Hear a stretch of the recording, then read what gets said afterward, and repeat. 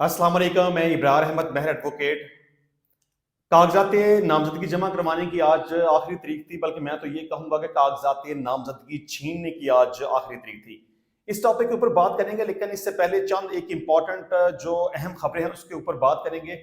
एक तो ये एक अफसोसनाक थोड़ी सी खबर ये थी कि राना सनाउल्लाह साहब अपनी फैमिली के साथ और कुछ दीगर गाड़ियों के साथ फैसलाबाद से लाहौर की तरफ आ रहे थे कि रास्ते में उनकी गाड़ी को हादसा पेश आया। गन्ने के एक ट्रक के साथ उनका टकराव हुआ, लेकिन खुशकिस्मती से वो महफूज रहे, उनकी फैमिली के तमाम मेम्बरान भी महफूज रहे। लेकिन दीगर जो दूसरी गाड़ियाँ थी उनको थोड़ा बहुत नुकसान पहुंचा, लेकिन शुक्र है अल्लाह का कि हादसे में वो बाल बाल बच गए। उनके लिए दुआ गो हैं। इसके अलावा इमरान खान साहब के मामू और first class cricketer Javed Zaman Zaman park में इंतकाल कर गए। उनकी मकसद के लिए दुआ गो हैं। और इसके अलावा बिलावल ने लाड़काना में प्रेस कॉन्फ्रेंस करते हुए नवाज शरीफ को तनकीद का निशाना बनाया और कहा कि नवाज शरीफ पहले कहा करते थे कि मुझे क्यों निकाला, लेकिन इलेक्शन के बाद वो ये कहेंगे कि मुझे क्यों बुलाया। अब आपको बिलावल साहब की इस बात से बड़ा अंदाजा हो गया होगा कि जिस तरह के ये एक सारी जमातों का जमगट्ठा बना हुआ था और सब मिलके पीटीआई के खिलाफ उन्होंने एक महाज बनाया हुआ था और एक पीडीएम की शक्ल में ये सब आपस में मिले हुए थे। लेकिन अब इनमें उस तरह का वो ताल्लुक नहीं रहा। अब इनके दरमियान एक वसी खला पैदा हो चुका हुआ है। अब ये एक दूसरे के खिलाफ हैं और एक दूसरे के खिलाफ इलेक्शन लड़ने जा रहे हैं। बहरहाल बिलावल साहब का ये कहना मैं समझता हूँ कि बड़ी हद तक दुरुस्त होगा कि नवाज शरीफ को जिस तरह से बुलाया गया और जिस तरह से उसकी पजीराई मसनूई तौर पर बनाने की कोशिश की जा रही है और जिस तरह पे से अवाम के ऊपर उनको थोपने की कोशिश की जा रही है, हो सकता है कि इसमें जो उनको बुलाने वाले ताकतवर लोग हैं उनको बाद में इस बात का जल्दी ही अंदाजा हो जाए कि उनका ये गलत फैसला था। उन्होंने एक गलत बंदे का इंतखाब किया और अवाम के ऊपर उस बंदे को मुसल्लत करने की कोशिश की जिसको अवाम बिल्कुल भी पसंद नहीं करते थे।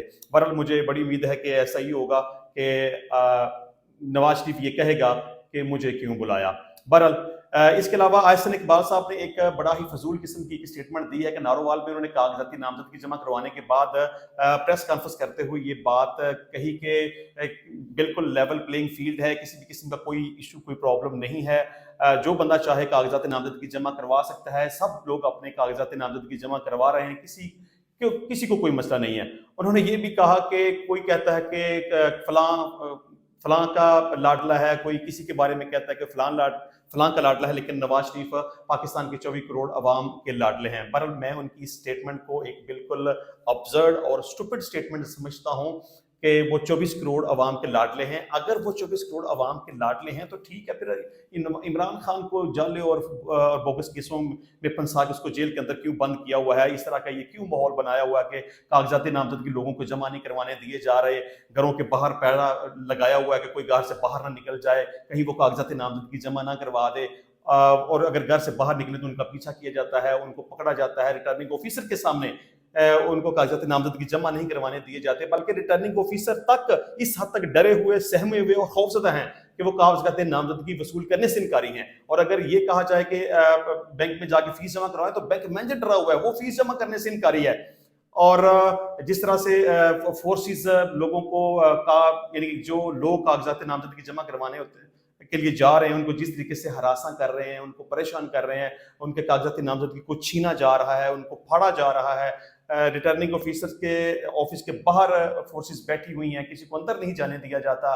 कागजाती नामजदगी अगर कोई लेके जाने की कोशिश करे तो उससे छीन लिए जाते हैं। हत्ता कि वकला को भी इन्होंने टारगेट का निशाना बनाया, वकला के साथ हाथापाई तक नौबत आ गई। अदालतों के बाहर ये बैठे हुए हैं कि जिनके खिलाफ कोई केसेस वगैरह हैं वो अदालतों में जाकर अपनी जमानतें वगैरह ना करवा सके। तो ये लेवल प्लेइंग फील्ड नहीं है। और ये नवाज शरीफ के बारे में जो कहते हैं जी 24 करोड़ अवाम का लाडला, ये ऐसा नहीं है। अगर ऐसा है तो फिर क्यों इमरान खान को जेल के अंदर बंद करके रखा हुआ है? उसको छोड़ें, उसको बाहर निकालें, उसको इलेक्शन लड़ने दें। देखें, आपको पता चल जाएगा कि आप कहाँ पे खड़े हैं। और आपको इस बात का अंदाजा हो जाएगा कि जिस तरह था ना कि पहले कि शायद इमरान खान 2/3 मेजॉरिटी से जीत जाएगा, लेकिन अब 2/3 वाली बात खत्म हो गई है। अब अगर इलेक्शन होता है मेरिट के ऊपर तो वो 2/3 वाली बात नहीं रहेगी, वो 3/4 वाली, यानी कि इमरान खान इतनी बारीक तरीके से कामयाब होगा कि आप सोच भी नहीं सकते। बहरहाल एहसन इकबाल साहब की ये स्टेटमेंट बिल्कुल एक स्टूपिड, अब्सर्ड और बेवकूफ़ी पर मबनी है कि वो 24 करोड़ अवाम का लाडला है। बहरहाल इसके अलावा एक टिक टाकर भी जी अब सियासत के मैदान के अंदर आ गए हैं। संदल खटक KPK में खवातीन की मखसूस निश्तों के ऊपर उसने अपने नॉमिनेशन पेपर जमा करवाए। उसने कहा कि खवातीन के बड़े सारे मसाइल हैं, सेहत का मसला, पानी का मसला, गैस का मसला, बिजली का मसला, और जो भी अरबाब इख्तियार हैं, जो भी सीट के ऊपर आते हैं तो वो लोगों के काम नहीं करते, वो करप्शन करते हैं। तो मैं अगर कामयाब हो गई तो मैं खवातीन के लिए बहुत काम करना चाहती हूँ। बहरहाल उन्होंने ये नहीं अभी तक बताया कि उनका किस पार्टी के साथ ताल्लुक है। बहरहाल खुशाइन बात है कि टिक टॉकर भी सियासत के मैदान में आना चाहें तो खैर उनका एक राइट है, किसी को रोका तो नहीं जा सकता, जो चाहे वो आ सकता है। अगर पाबंदी है तो सिर्फ वो PTI के कारकुनान के ऊपर है।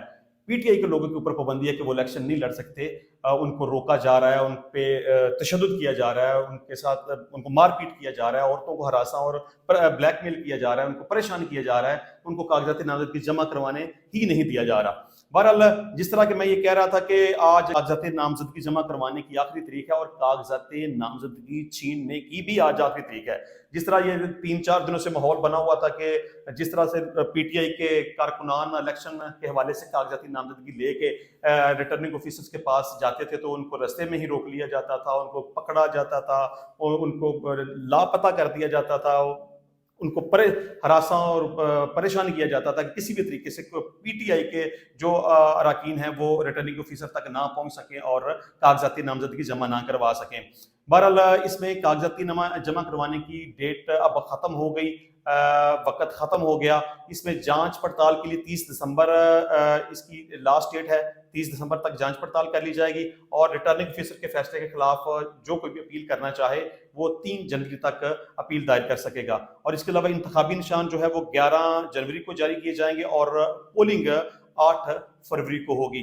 बहरहाल मैं समझता हूं कि अगर वाकई लेवल प्लेइंग फील्ड PTI को दी गई और उन्हें आजादाना तरीके से इलेक्शन लड़ने दिया गया, जो कि ऐसा नहीं होगा, ना तो इमरान खान को छोड़ा जाएगा, ना उनको प्रॉपर तरीके से इलेक्शन लड़ने दिया जाएगा। लेकिन इसके बावजूद भी ये बात समझना होगी कि इस वक्त पूरी कौम, पूरा मुल्क, पूरा पाकिस्तान की 24-25 करोड़ जितनी भी आबादी है, इस वक्त वो इमरान खान के साथ है, क्योंकि वो समझते हैं कि इमरान खान के साथ जुल्म हो रहा है, ज्यादती हो रही है, उसको नाजायज तौर पर मुख्तलिफ झूठे मुकदमात में मुलव्वस करके जेल के अंदर भेज दिया गया है और 9 मई का एक झूठा ड्रामा लगा के लोगों के खिलाफ झूठे और बेबुनियाद मुकदमात बनाए गए हैं और उन्हें अब इलेक्शन लड़ने से रोका जा रहा है। बहरहाल अगर इस तरह हुआ कि उनको इलेक्शन लड़ने का प्रॉपर तरीके से मौका दिया गया तो इमरान खान बहुत ही बारीकी से कामयाब हो जाएगा। लेकिन बहरहाल ऐसा फिलहाल कुछ भी नजर नहीं आ रहा। ना तो PTI के कारकुनान को प्रॉपर तरीके से इलेक्शन लड़ने दिया जाएगा, उनको प्रॉपर तरीके से ना कैंपेन करने दी जाएगी, ना उनको इलेक्शन में अपनी परफॉर्मेंस जो है वो दिखाने का पूरा मौका दिया जाएगा। बहरहाल उनको इलेक्शन लड़ने ही नहीं दिया जाएगा, मैं ये समझता हूँ। और ये जिस तरह के हथकंडे इस्तेमाल किए जा रहे हैं कि बल्ले का निशान वापस ले लिया गया, इंट्रा पार्टी इलेक्शन जो है वो कलअदम करार दे दिए गए, ये सब जितने भी ड्रामे किए जा रहे हैं वो सिर्फ और सिर्फ इमरान खान को माइनस करने के लिए, PTI को माइनस करने के लिए। लेकिन ये अवाम की आवाज़ नहीं है, ये जमहूर की आवाज़ नहीं है। अवाम की आवाज़, जमहूर की आवाज़ सिर्फ इमरान खान के साथ है। अगर फेयर एंड ट्रांसपेरेंट इलेक्शन हो गया तो वो सबसे टॉप के ऊपर होगा और वो पाकिस्तान का वजीर आजम होगा। इंशाल्लाह मिलेंगे नेक्स्ट टाइम नई वीडियो में नए टॉपिक के साथ। तब तक के लिए मुझे इजाजत दीजिए। अल्लाह हाफिज।